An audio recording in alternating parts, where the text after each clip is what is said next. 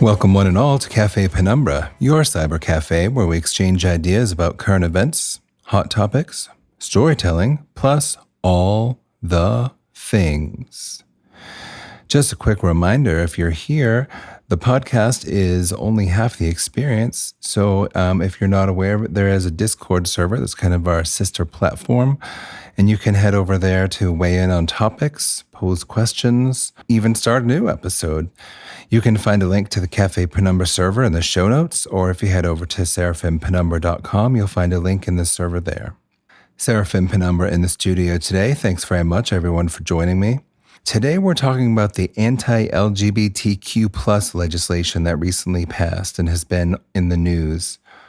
And just a quick side note before I go in, I just want to say that in the process of researching, definitely came across a lot of, not on news sources, but social media posts where people were posting this thing was vetoed in that state, or we won this, and not to undermine that there have been some small victories. But here's the thing. Please, if you're going to post something like that, please consider posting a link that connects to the information about it. Because in my experience, I saw 4 different posts about a particular piece of legislation being overturned, and 2 of them were fake news. So in this age of disinformation and fake news, just if you're going to post, please consider posting a link to cite the source. And if you're hearing some information that doesn't have a link, ask the person for a link. I don't think that's rude. I try to post links with things where it's relevant.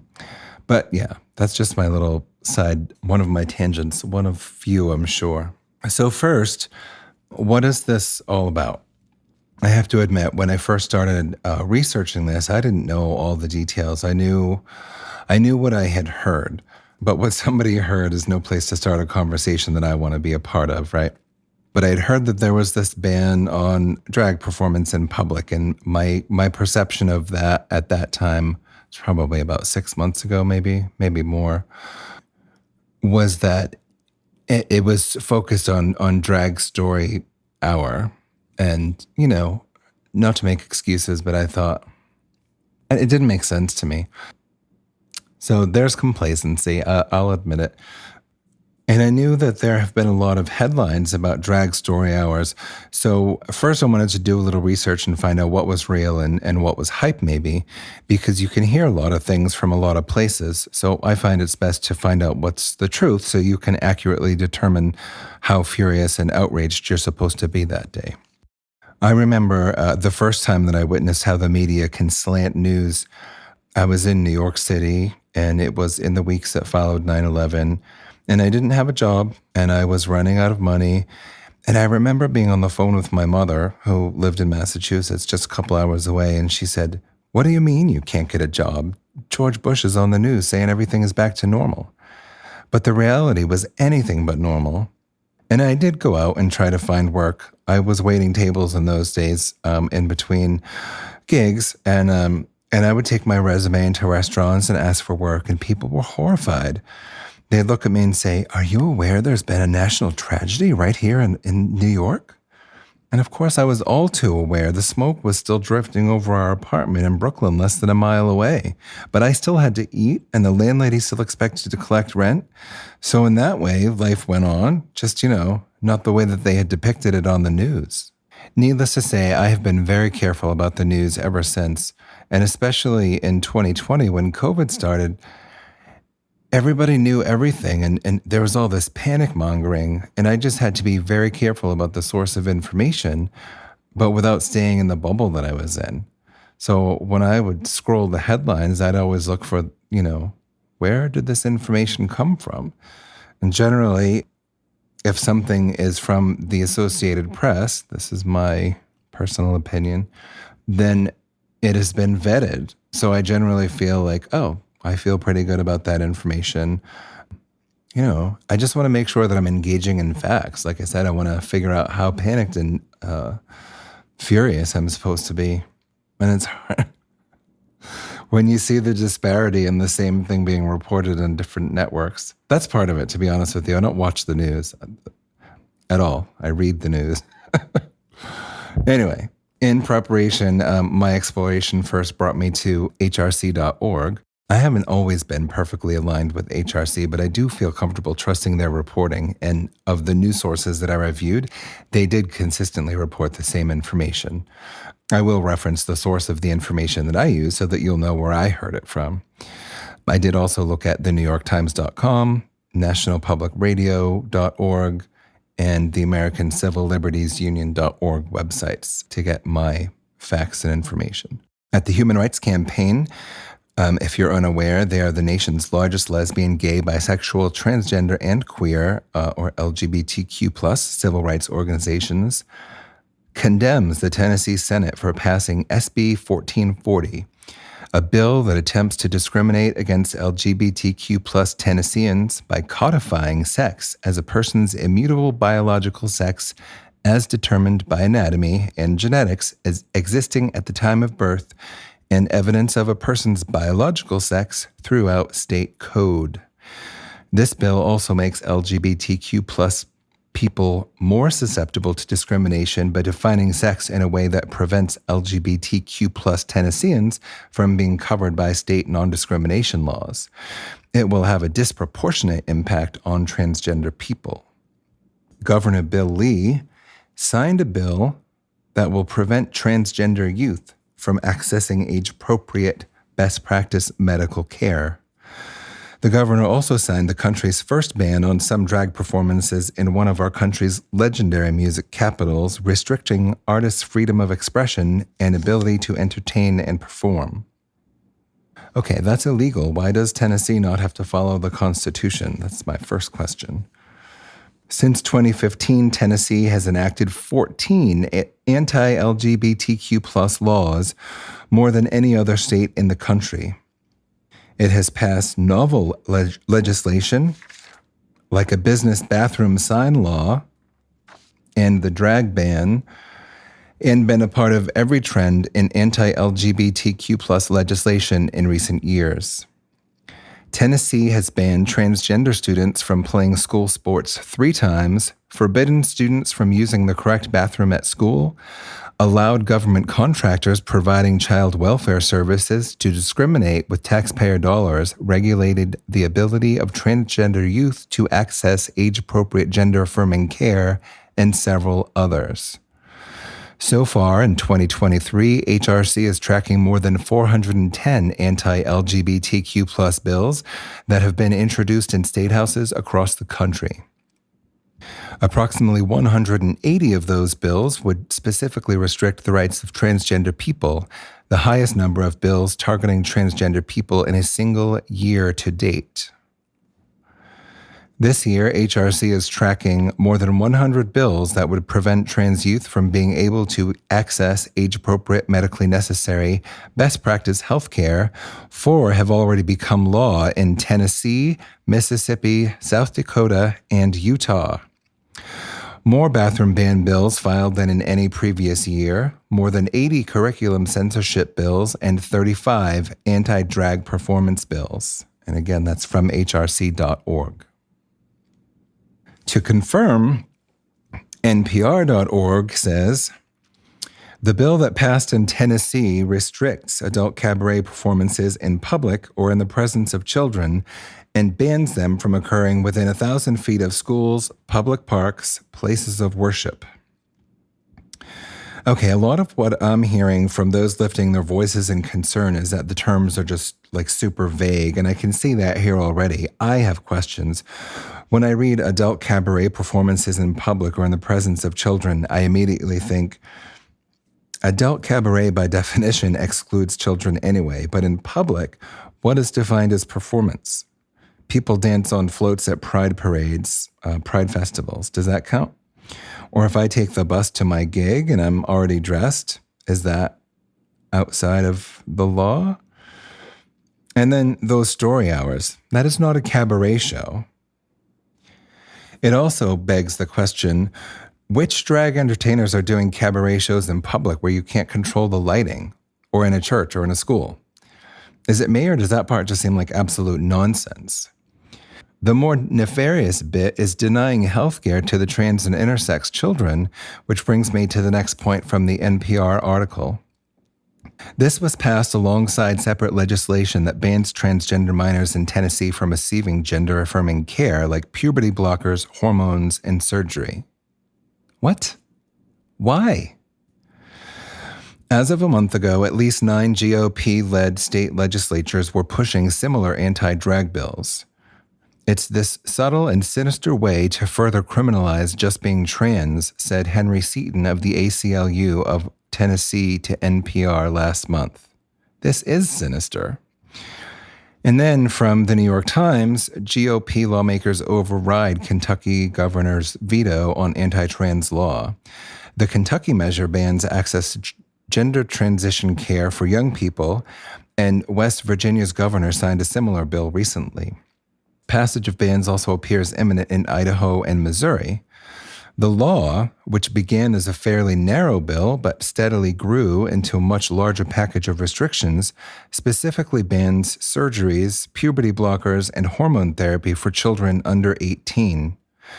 It also forbids school districts from requiring or recommending that students be referred to by pronouns that do not conform to a student's biological sex as indicated on the student's original unedited birth certificate. The law also compels doctors to cease treating patients who are undergoing gender transition care, adding that if physicians deem that ceasing treatment is likely to harm the minor, they may set a time frame to systematically phase out treatment. In addition to the new rules governing transgender youth, the law also puts limits on what can be discussed in schools, requiring schools to give notice to parents about any program on the subject of sexuality, barring teaching on sexuality below the 6th grade level, and banning lessons at any grade level about gender identity or sexual orientation. The law is part of a wave of legislation filed in recent years by Republican state lawmakers to restrict and regulate the lives of transgender youth. At least 10 states have passed similar bans on transition care, including Arizona, Florida, Georgia, Iowa, Tennessee, and Utah. No surprises on that list. The governor of West Virginia signed a bill into law that will also ban transition care for minors unless the child has been diagnosed as suffering from severe gender dysphoria by at least 2 healthcare providers and has parental consent. In 2 more states, Idaho and Missouri, the passage of bans appears imminent, according to Aaron Reed, a legislative analyst who is opposed to bills limiting access to transgender medical care. We are going to have to survey the damage after this legislative session concludes, Ms. Reed said. But I do think that most of these bills are going to be overturned in court, and I'm hopeful that the next wave of news in the summer brings some level of relief to trans Americans. I certainly wish I could share her optimism, but Arkansas was the first state to pass a ban on medical care for transgender minors, which sparked a court fight that has prevented the ban from taking effect. The Kentucky chapter of the American Civil Liberties Union has vowed to challenge the state's law in the courts, meaning that its implementation, too, will most likely be delayed. And once again, that was from the New York Times. Yikes. I have definitely been feeling uplifted by artists who have utilized their platforms to openly protest. And I think that one of the ones that I guess I'm feeling most proud of was Jinx Monsoon. And let me say, we're going to talk about Jinx Monsoon for just a moment. If you don't know who she is, definitely look her up. I first became aware of her from Drag Race. I don't follow the show a whole lot, so I don't remember the season. But then after that, there was a YouTube series of a vaudevillians cabaret kind of show that she was touring. And then most recently, of course, she had an extended run on Broadway as Mama Morton in Chicago. She did get accolades. I did read that the show did record numbers with her in it. And I also read that because she was in it, it enjoyed a much broader fan base because people went in record numbers to see it just because she was in it. Now, there have certainly been plenty of queens who have made a really solid platform for themselves, being on television, in movies, recording albums, and touring shows. But I feel like we missed a drag queen played a leading role on Broadway, The Great Bright Way. Keep your shoes on, friends. There's broken glass all over the floor, and I am not sweeping it up. And then I saw her everywhere. She was on Seth Meyers and ABC News. I saw Ben de la Creme on The Daily Show. Again, so proud.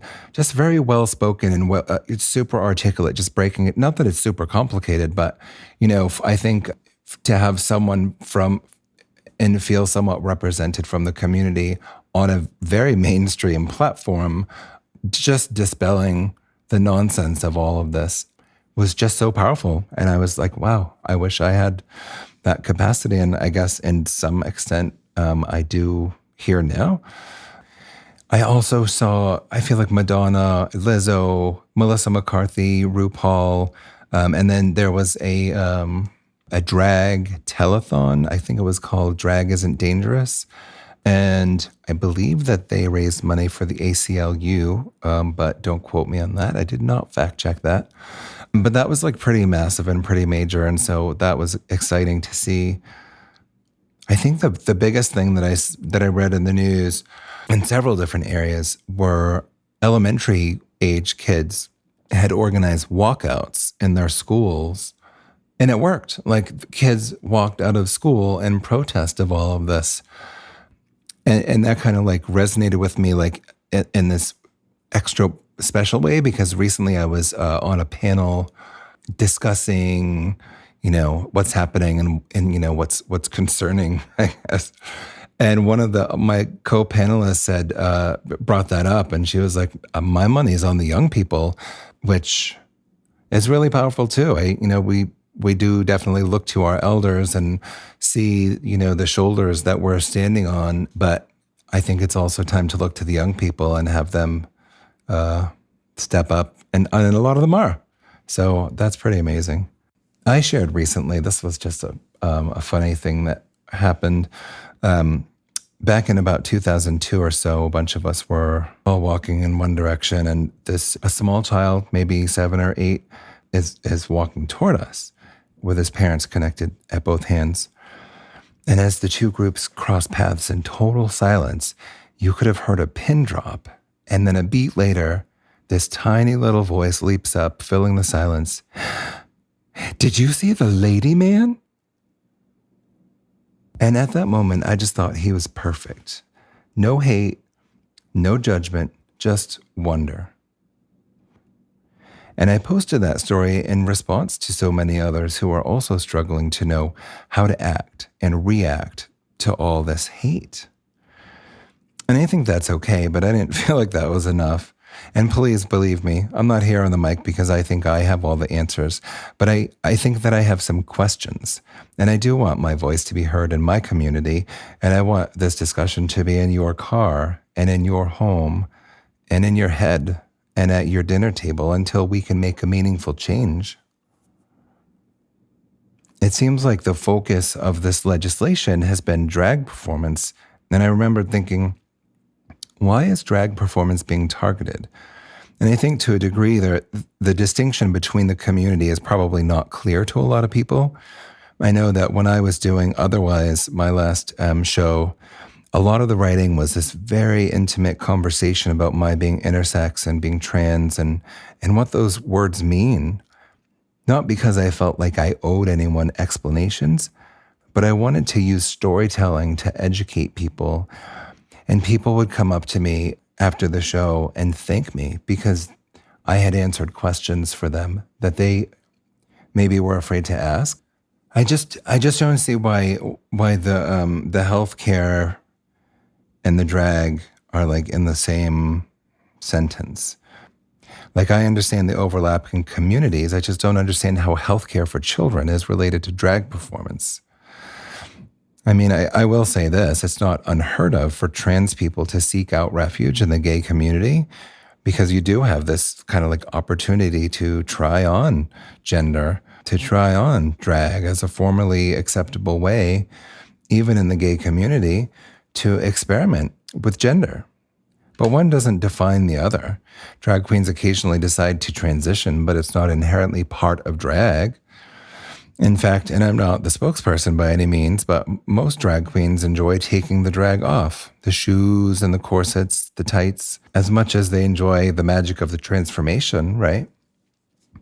I do forget sometimes that not everyone was exposed to daytime television in the 80s and 90s, but this material has already been covered.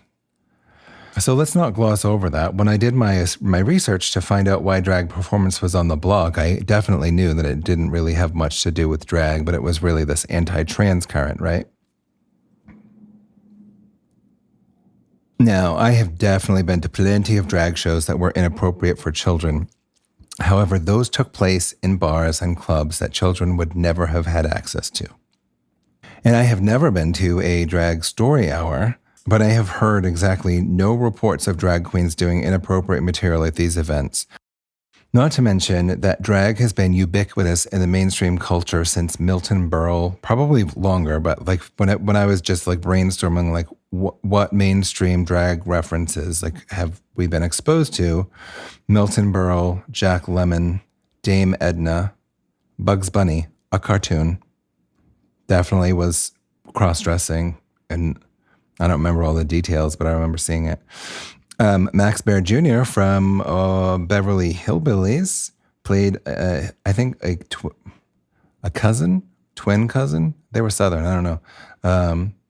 But in full drag, I'm going to say Coco Peru just because I think that she's so mainstream. I saw her in movies like in the 90s. And let's see, Robin Williams, of course, from Mrs. Doubtfire, John Leguizamo, Patrick Swayze, Wesley Snipes did Tu Wong Fu, right? RuPaul. What about this is so threatening now all of a sudden, right? Like why? There was no outrage.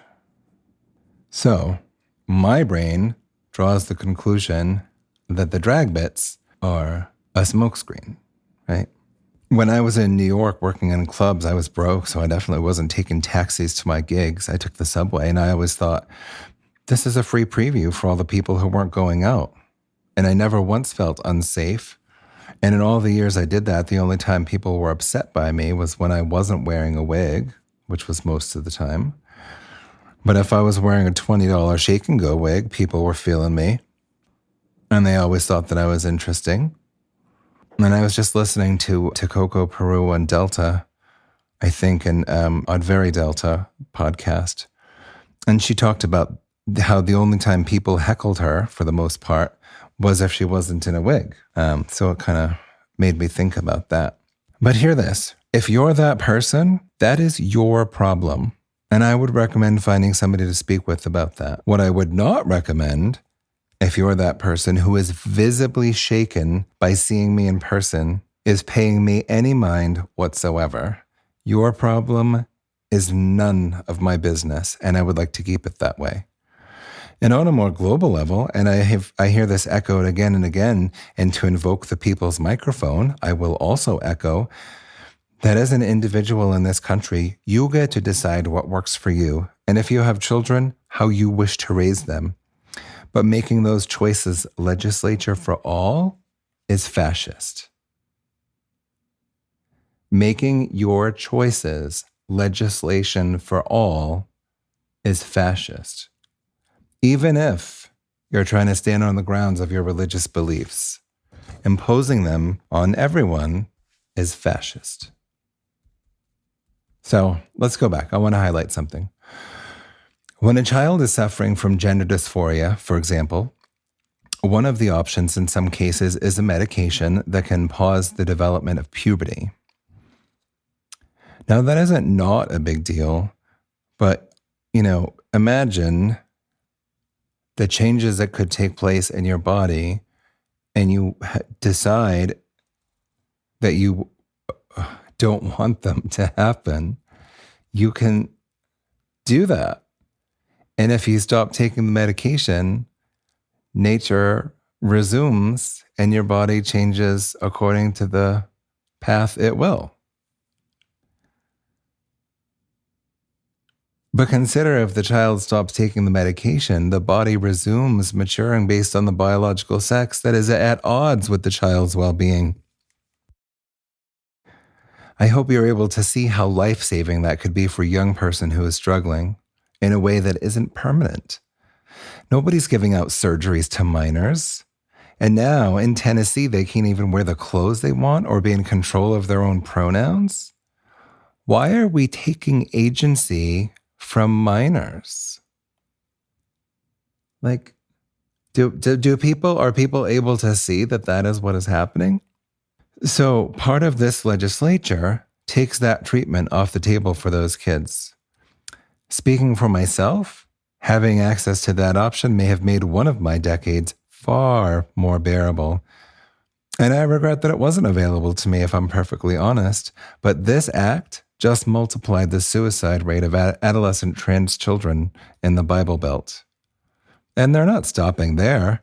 Read those numbers. Since 2015, Tennessee has enacted 14 anti-LGBTQ plus laws, 410 anti-LGBTQ plus bills.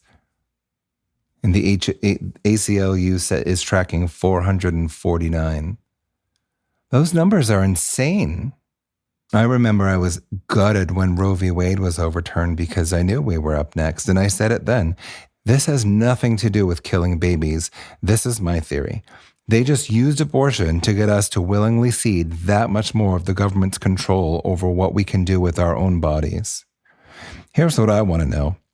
Because so much of what I'm reading in relationship to the restrictions on appearing in view of children in the wrong clothes is kind of vague for me, right? As an intersex person, do I get a pass on this? Because part of my experience is that there are no right clothes. So for the most part, I make my own clothes. Am I going to have to submit DNA to prove that I am in fact wearing the correct clothes? What if somebody is androgynous? How will we know what clothes they're supposed to be wearing? Also, see, did you notice I called someone they because we didn't know what their pronouns were, right? And I do shows and I wear a lot of makeup. Does that make me a drag queen? No. I get mistaken for a drag queen all the time and it doesn't bother me, but I'm not one. But it doesn't matter because I'm also trans and that's also illegal. All I can say is in 1969, my trans brothers and sisters took up bricks to fight back. And I know I've personally stood on their shoulders. Have you? As an intersex person, it's really hard to be gay because finding someone with the same gender as you is really hard. So fortunately, I don't identify as gay because it's not important to me. But if I did, I could get married and enjoy all those rights. But that's on the block. I got to change the gender marker on my driver's license to X. And I thought that that was a privilege. So I took advantage of it because I could. So what happens if I'm in Tennessee and it says X on my license? Am I going to be required to carry my papers? And if that made you think about the Holocaust, it should. When are they going to take away my gender marker? What happens when it's illegal for me to even exist in public places? So we've seen how in a very short time frame, how quickly our positions can change. How quickly The Handmaid's Tale is no longer dystopian and futuristic, but a reality. 1984 is banned across the country because it discusses a future in which the thought police govern our very thoughts. But that isn't futuristic and dystopian anymore.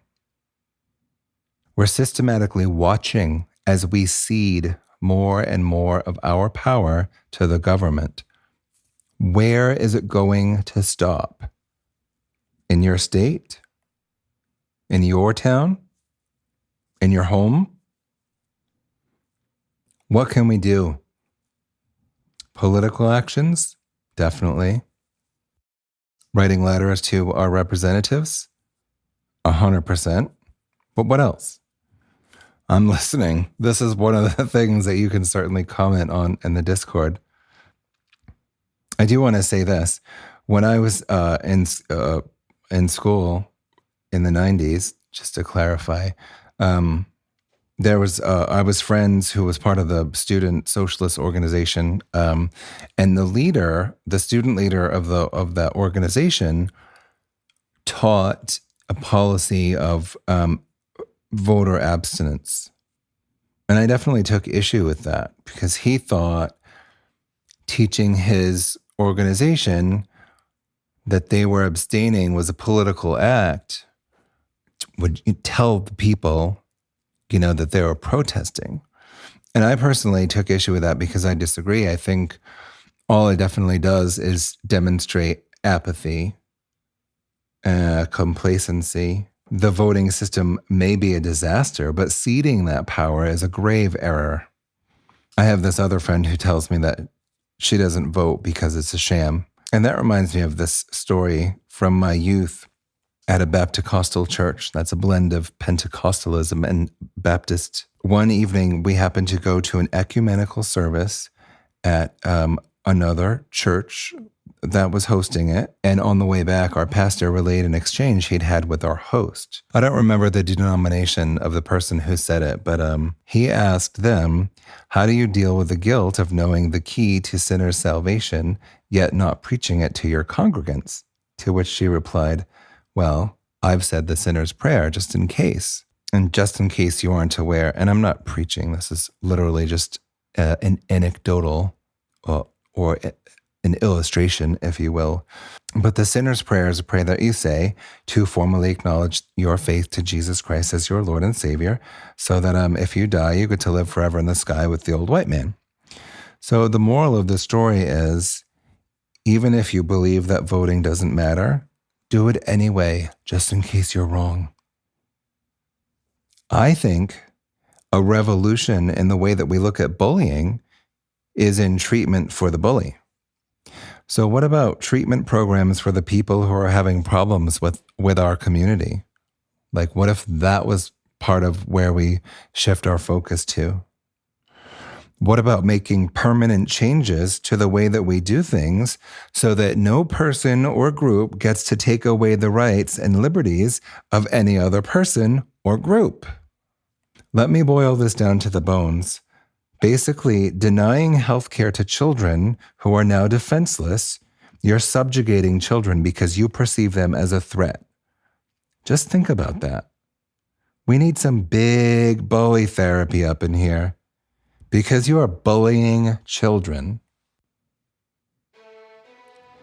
That's all I have for today, everybody. Let's keep the conversation alive, and remember, it's only a conversation when ideas are exchanged, so please do head over to our Discord and weigh in, especially if you can post the contacts of representatives to direct a letter writing campaign for your demographic. And for God's sake, get your bricks ready. Next time, we'll be talking about urban exploring, my bando obsession. Thanks for stopping by Cafe Penumbra. I'm your host, Seraphim Penumbra, wishing you a jolly new now.